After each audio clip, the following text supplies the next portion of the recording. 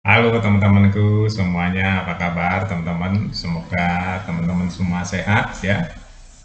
Teman-teman, kali ini saya akan bicara soal politik ya. Jadi politik sebenarnya bagi saya hal yang biasa-biasa saja ya teman-teman, nggak perlu terlalu apa ya, tegang-tegangan ya. Tapi memang politik itu ya penuh dengan intrik. Namanya juga politik penuh dengan intrik, kepentingan, dan sebagainya, ya itu politik teman-teman. Tapi saya mau bahas mengenai perkembangan yang beberapa tahun terakhir rame, ya, atau beberapa bulan terakhir sebelum pemilu juga rame.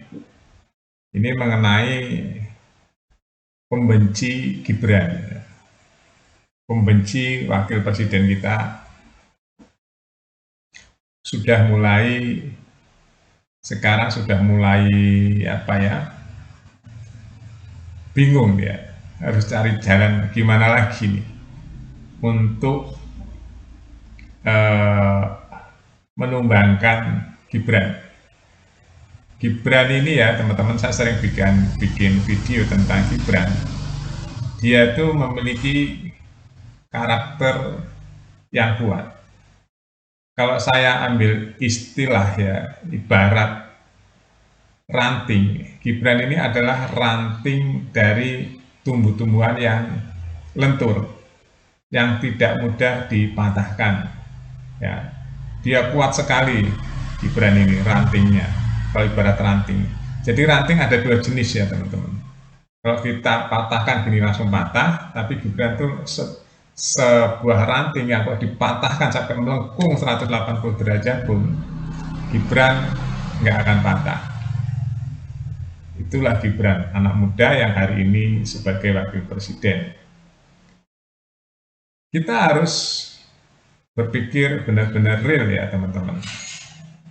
Gibran adalah anak muda Indonesia yang hebat. Kalau nggak hebat, dia nggak bisa melalui ini semua teman-teman. Dia memang sudah diuji ya, sudah diuji oleh alam. Dia menjadi anak presiden 2 periode, menjadi anak wali kota 2 periode, menjadi anak gubernur hampir 1 periode. Dia sehari-harinya sudah melihat ya cara kerja birokrasi, itu yang para pembencinya nggak sadar. Bahwa Gibran itu sudah belajar bertahun-tahun, ya sudah belajar bertahun-tahun. Nah, pembencinya ini nggak sadar bahwa Gibran itu lebih unggul dari pembencinya. Gibran ini lebih unggul teman-teman dari pembencinya. Tapi dia nggak pamer, dia nggak ria, dia nggak sombong, dia nggak menunjukkan bahwa dia itu lebih hebat dari pembencinya. Ya, terbukti kan hari ini Gibran menjadi wakil presiden, itu adalah salah satu kehebatan Gibran atas ketetapan dari Tuhan, ya, dari Allah. Ya, Allah itu sudah memilih Gibran sebagai wakil presiden. Tapi para loser ini, ya, para pecundang-pecundangnya nggak terima. Karena kesombongan para pembencinya ini ya, pembenci-pembenci Gibran itu nggak terima bahwa Gibran jadi wakil presiden. Bahkan hari ini pun ada orang yang kesombongannya nggak habis-habis ya. Di dalam dirinya penuh dengan kebencian-kebencian, akhirnya hidupnya penuh dengan iri dan kebencian. Dan itu membawa-bawa atas nama rakyat lagi, yaitu jadi pecundang-pecundang ini atau pembenci-pembenci ini yang nggak sadar-sadar ya, dia seharusnya malu ya, bahwa dia itu jauh di bawah Gibran. Gibran ini umurnya masih muda teman-teman, di bawah 40 tahun, tapi dia hari ini adalah wakil presiden dan dia sudah menunjukkan perkembangannya. Dia cakap, dia tenang, dia balance, seimbang, emosinya bisa dijaga, nggak meledak-meledak, ya, nggak emosional. Jarang sekali ya anak di bawah 40 tahun balance seperti Gibran.